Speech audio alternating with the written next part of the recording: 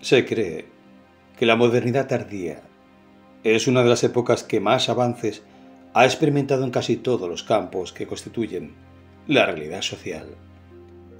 En lo tecnológico, por ejemplo, se han producido avances significativos en las comunicaciones, la informática, la robótica, la biotecnología, la nanotecnología, etc. En el ámbito económico, la globalización ha intensificado los flujos económicos, culturales y políticos a nivel global. En el campo de la cultura, el auge del pluralismo hace posible la creciente diversidad cultural, religiosa y política. Permite además que sea posible un mayor reconocimiento de la diferencia y la aparición de movimientos sociales que reivindican la igualdad y la inclusión, enriquecen y expanden nuestros horizontes hermenéuticos. En el ámbito ecológico, frente a la crisis ambiental que enfrenta la modernidad tardía, se ha creado mayor conciencia del problema, por lo que, para canalizarlo y mitigarlo, se ha potenciado la investigación y el desarrollo de tecnologías limpias y sostenibles. Aunque la modernidad tardía se jacte de haber experimentado avances deslumbrantes en diversos ámbitos, ello no implica necesariamente una mejora en la calidad de vida de todas las personas y en el cuidado del medio ambiente. El sufrimiento físico en los países del tercer mundo no ha disminuido significativamente, y el sufrimiento psicológico está muy presente en los países desarrollados. ¿De qué sirve todos los avances en lo objetivo si en el ámbito del espíritu casi todo languidece? Tal como yo lo veo, no apreciar la belleza y el valor de la vida ordinaria, así como de las pequeñas cosas que la componen, es algo lamentable. Hemos caído tan bajo como sociedad que somos incapaces de reconocer que la vida misma puede ser extraordinaria en su propia simplicidad.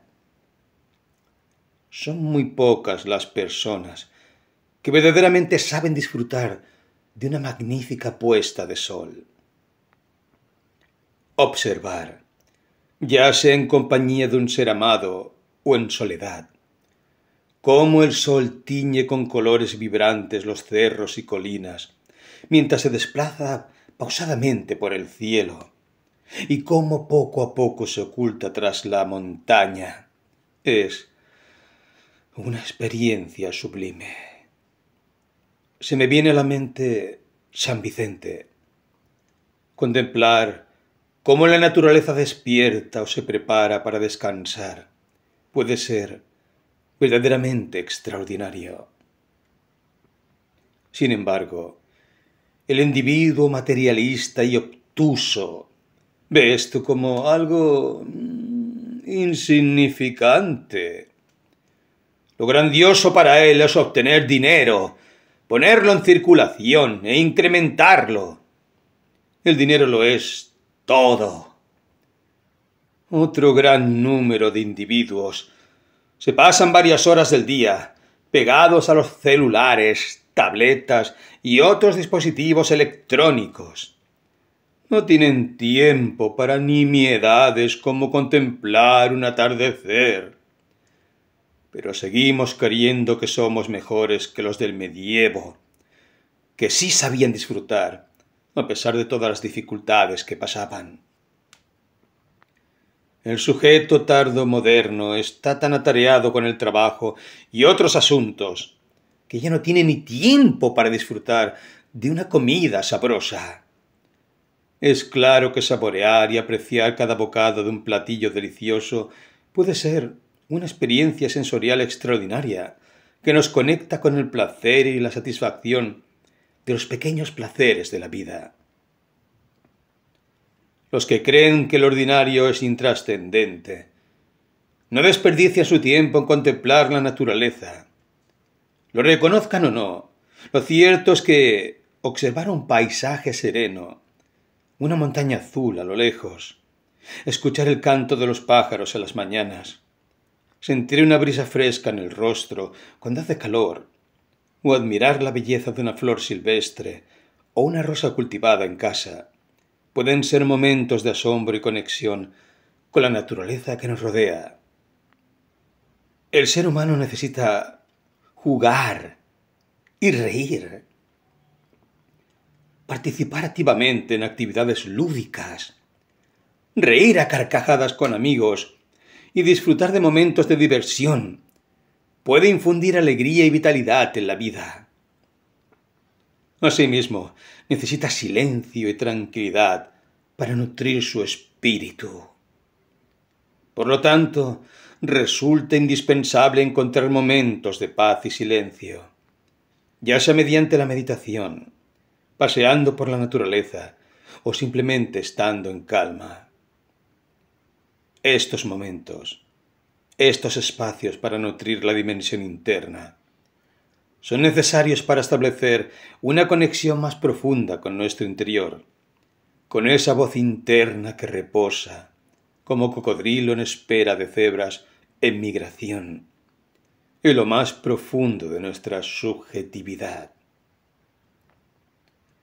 Es posible que un enfoque de esta naturaleza a esta sociedad actual le resulte como algo subversivo y revolucionario.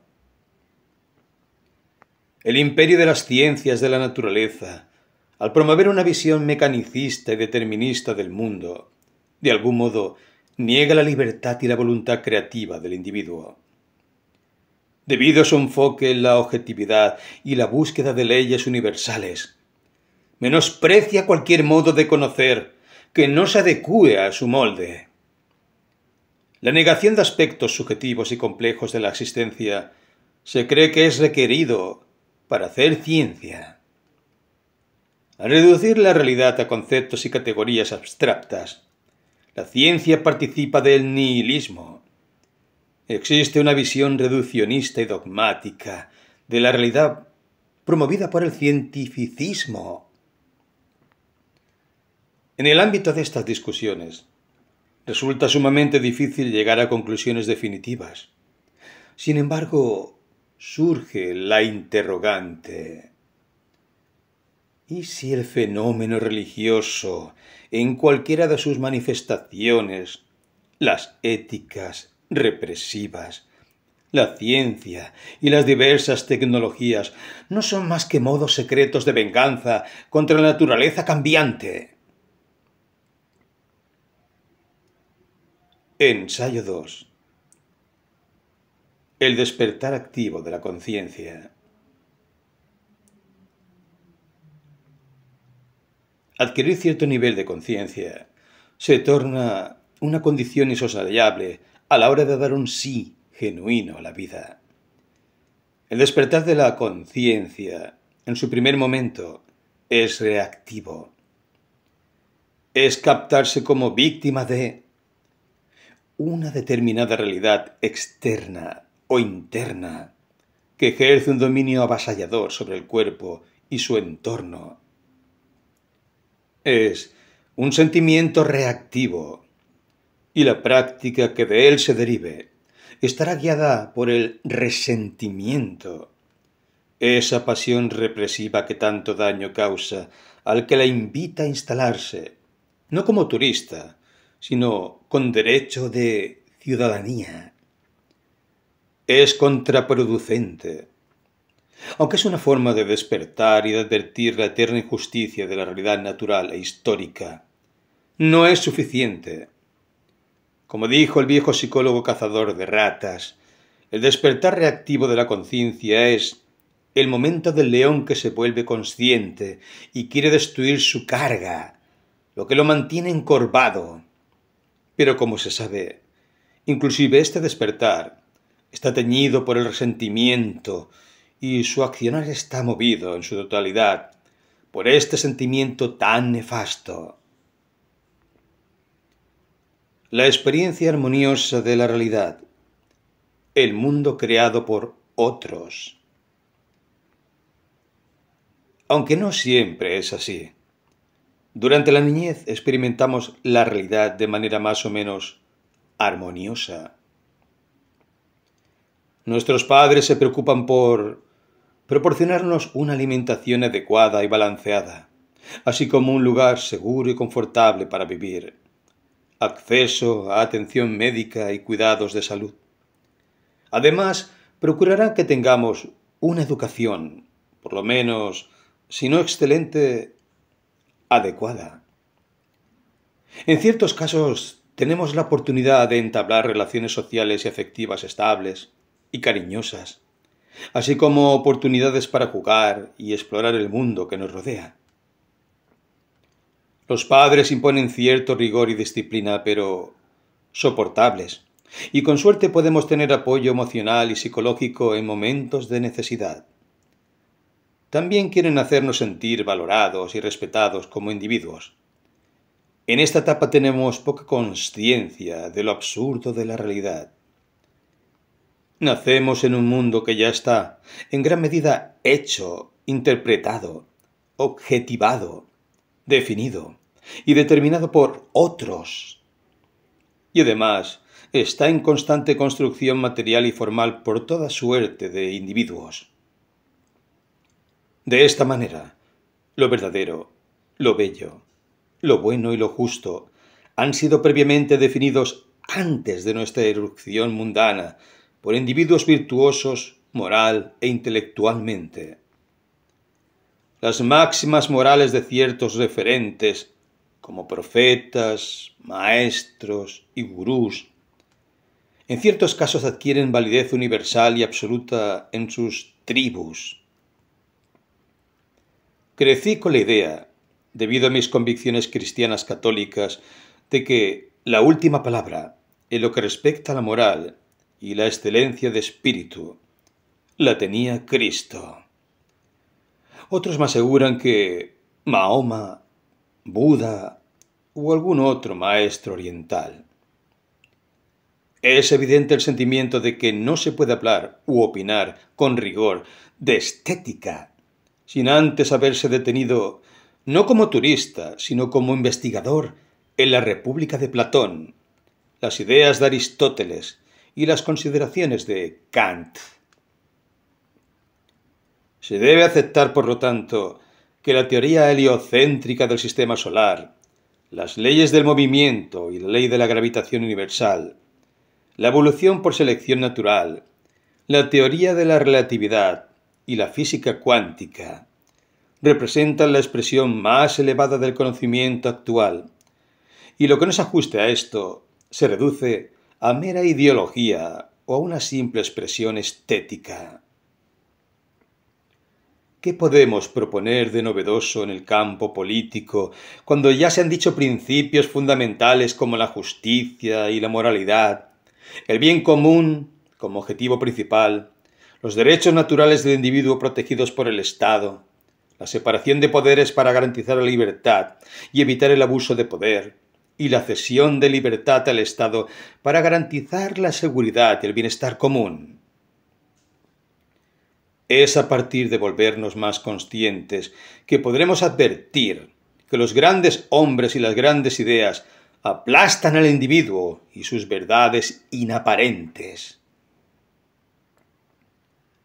La pesadez de la realidad, síntoma del absurdo.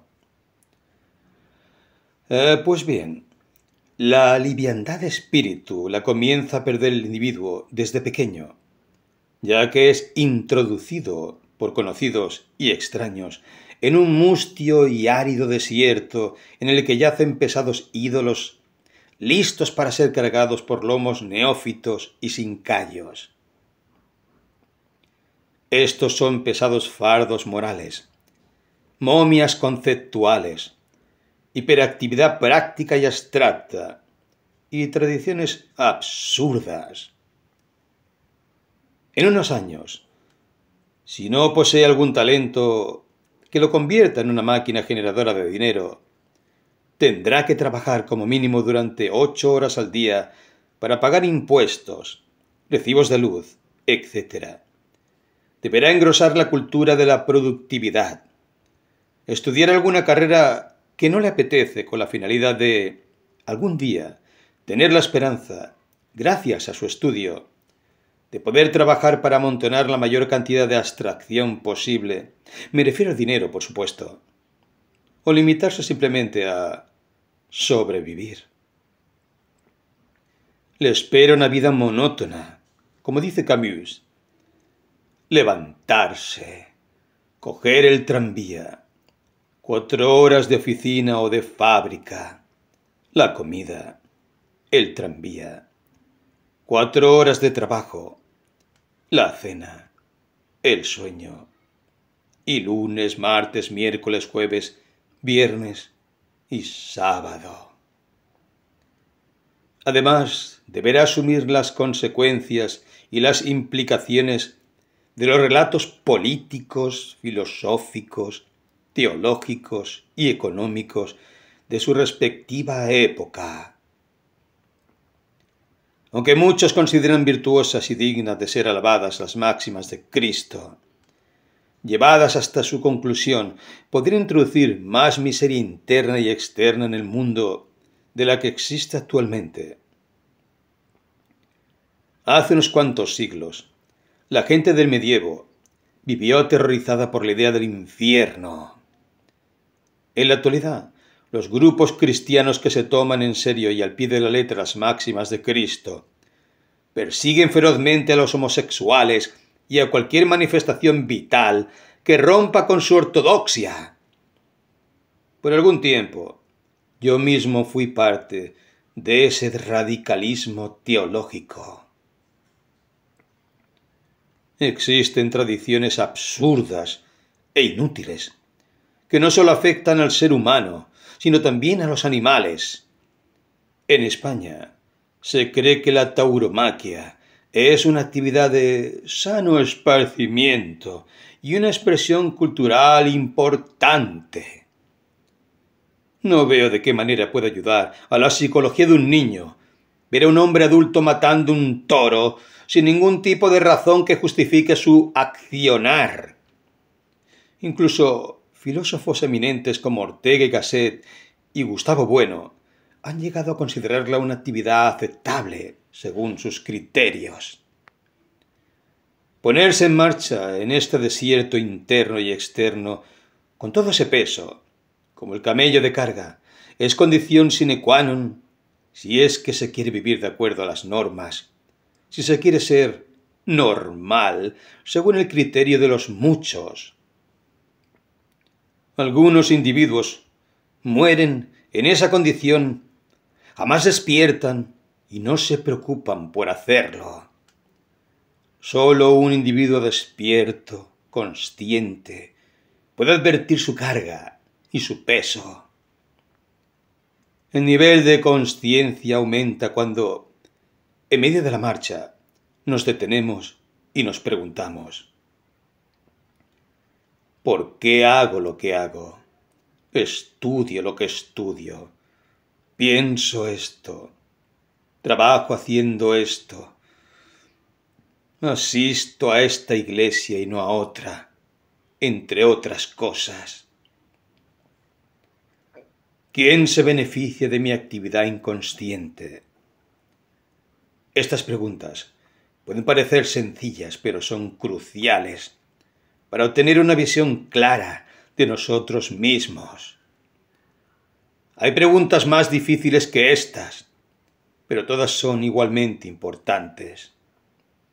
Aunque el absurdo puede ser un momento fundamental a la hora de adquirir consciencia, no es necesariamente el único. Pero existen individuos que tienen que caer lo suficientemente bajo para percatarse de su realidad. La experiencia del absurdo. La experiencia del absurdo puede manifestarse en diferentes situaciones, como haber estado al borde de la muerte, la enfermedad, la injusticia, el sufrimiento, el silencio del universo ante nuestras súplicas por respuestas a preguntas fundamentales, entre otras. Incluso un divorcio puede poner de manifiesto lo mucho que dependemos de una persona y lo frágiles que podemos ser. En estos momentos de crisis, en los que el espíritu mira de reojo a la bota que le aplasta la cara contra el suelo, la reflexión puede ser una herramienta importante para comprender mejor nuestras vidas y relaciones personales. Al reflexionar sobre nuestra situación y sobre nosotros mismos, podemos aprender a enfrentar los desafíos de manera más efectiva y encontrar un sentido en medio de la incertidumbre. No todos responden de la misma manera ante las situaciones difíciles en la vida o el absurdo. La realidad es absurda, el mundo creado por uno mismo. La tesis fundamental de Albert Camus en el mito de Sísifo es que la realidad es absurda y carece de algún sentido preestablecido. Ante este problema pueden proponerse tres soluciones: el suicidio, la fe religiosa y la aceptación del absurdo o la rebelión. La primera, nos dice el filósofo, no es una solución, es una forma de escapar, de evadir el problema. La segunda es una solución, pero en otro mundo del cual no tenemos ninguna experiencia, y parece sabio suponer que su existencia es improbable. La tercera es la más adecuada, ya que consiste en aceptar que este mundo es absurdo y que, por tanto, la tarea del hombre absurdo es crear significado desde el absurdo y rebelarse contra él. Las dos primeras soluciones son cobardes, pues el individuo no quiere comprometerse ni aceptar su rol activo en el mundo. Coincido con esto, pero considero que solo el hombre consciente es capaz de advertir lo absurdo de la realidad. Así se puede decir que existen tres tipos de sujetos. En primer lugar, los inconscientes, que viven en el mundo como materia inorgánica, como minerales, que van de aquí para allá, movidos por las distintas tendencias sociales que se imponen en el mundo. Están sometidos a las fluctuaciones de la moda, las exigencias imperiosas del mercado, la presión social y los prejuicios culturales, y son arrastrados por las corrientes de opinión mundanas sin reflexionar ni cuestionar las fuerzas que los empujan en una u otra dirección. Como resultado, se convierten en meros espectadores pasivos de la realidad, incapaces de influir en ella o de transformarla, sin llegar a intuir lo absurdo de éste. En segundo lugar están los conscientes reactivos, quienes son conscientes de lo absurdo de la realidad, pero se asustan y lo niegan. Viven como si no existiera, y cuando lo experimentan deciden materializar la primera solución, o si son más cobardes, suscriben con la segunda. Finalmente están los conscientes activos, quienes son los únicos que, ante el absurdo de la realidad, lo aceptan y lo viven plenamente como sujetos libres, creadores e inocentes. Saben que el sinsentido del mundo no es otro que el que da al individuo libre y creador.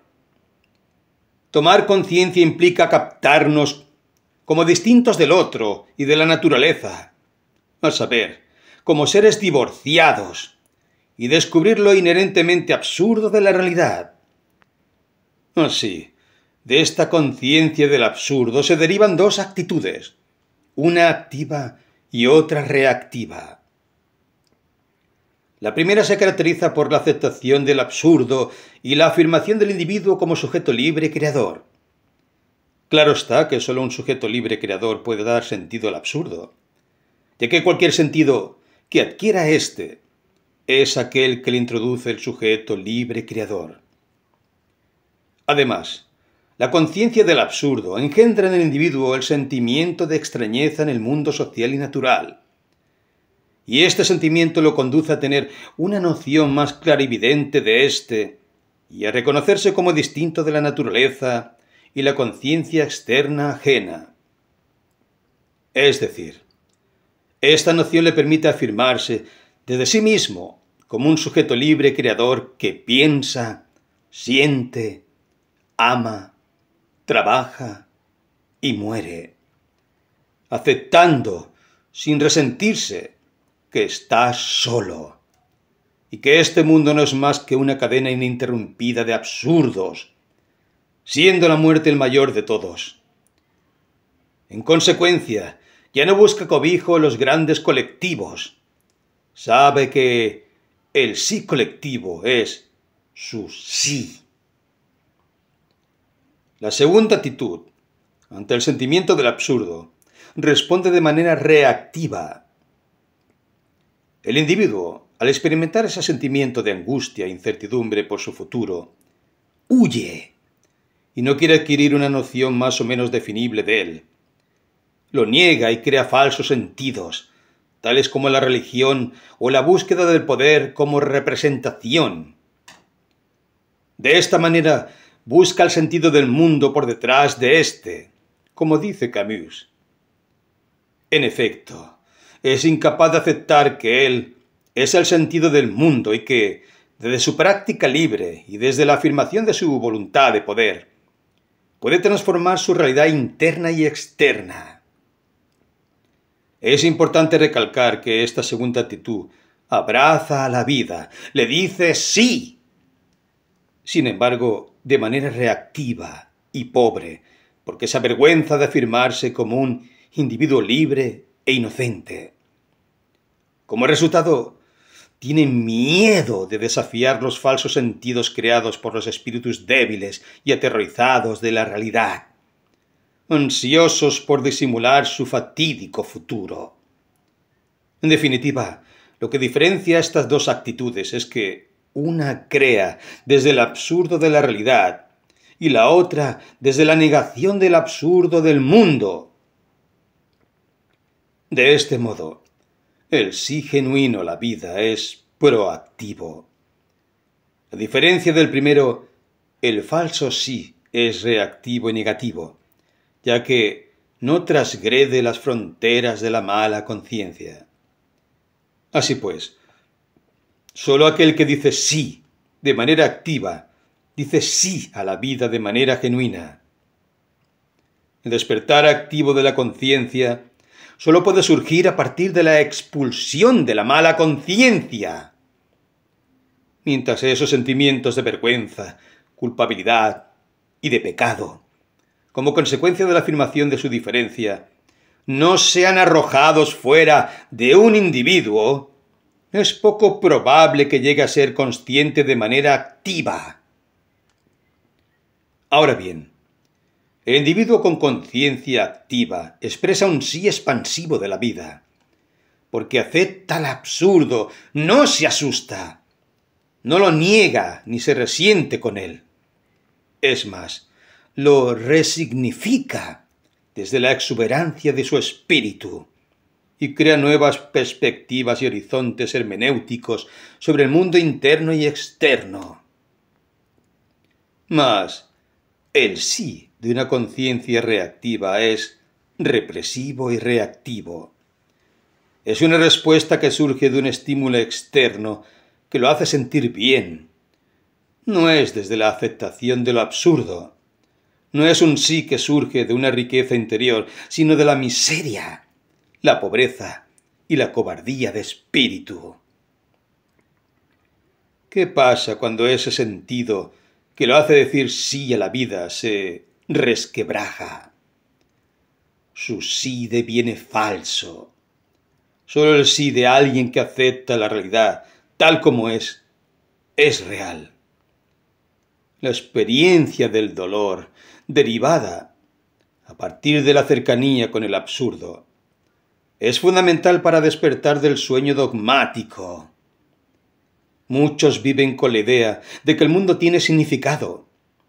Sin embargo, cuando se enfrentan a la experiencia del absurdo, como la muerte de un ser querido o una desgracia personal, pueden tomar dos posturas. O bien lo aceptan o lo niegan. Conviene indicar que la experiencia del absurdo es algo negativo y desagradable En un primer momento, el sí negativo es el momento destructor, porque aún está bajo el dominio de la mala conciencia y rebosa de resentimiento. Pero el sí alegre e inocente es el momento creador, porque surge a raíz de la profundidad y riqueza de su espíritu, que acepta su naturaleza distinta y tiene la capacidad de dar sentido a su existencia. El despertar consciente en ciertos casos implica un cierto grado de dolor. El niño llora cuando nace. Dejar el vientre no es algo fácil. Nos convertimos realmente en seres conscientes cuando decimos sí a la vida alegre y danzarina. Nos damos el ser, nos damos la esencia. La tendencia a creer en relatos optimistas, ya sea de naturaleza religiosa o secular, es algo característico del individuo reactivo. Resulta curioso, pero este sujeto tiene voluntad de creer, pero no de dudar, de consumir, pero no de crear, de trabajar, pero no de descansar. Es evidente que la inactividad, atípica en el siglo XXI, le genera aburrimiento. De algún modo lo acerca al absurdo, y eso precisamente es lo que el individuo reactivo moderno quiere evitar a toda costa. Este tipo de persona quiere estar seguro de que todo marcha bien. Por definición, huye de todo aquello que le pueda causar un dolor profundo y siente que todo debe tener algún sentido en el mundo natural, social o en el otro. No siente extrañeza y si lo hace, la ahoga en la hiperactividad. Es el alma de la fiesta y un individuo alienado. Cree que la vida tiene sentido solo porque otros se lo han dado, aunque sean falsos. Desafortunadamente, cuando esa creencia, que en un tiempo era su mejor aliada, se resquebraja, se deprime y puede querer poner fin a sus tormentos de memoria. Además, viven según la apariencia, como si fuera libre, crítico, científico, alegre, feliz, y como si todo estuviera ya resuelto. Pero esto es solo una ilusión. Reacciona, ya que la acción le está vedada y nunca ejerce actividad propia. Necesita impulsos externos para moverse, y estos suelen ser mezquinos y represivos. Evita la altura y la responsabilidad. Cree que el mundo es bueno, que Dios existe y que el universo conspira a su favor. Vive cosmológicamente como cosa. No se pertenece a sí mismo y no es dueño de sí mismo, sino de su patrón, de su Dios y sus riquezas. Siempre está bajo la sombra de otro, ya sea de Dios, del trabajo o de su jefe.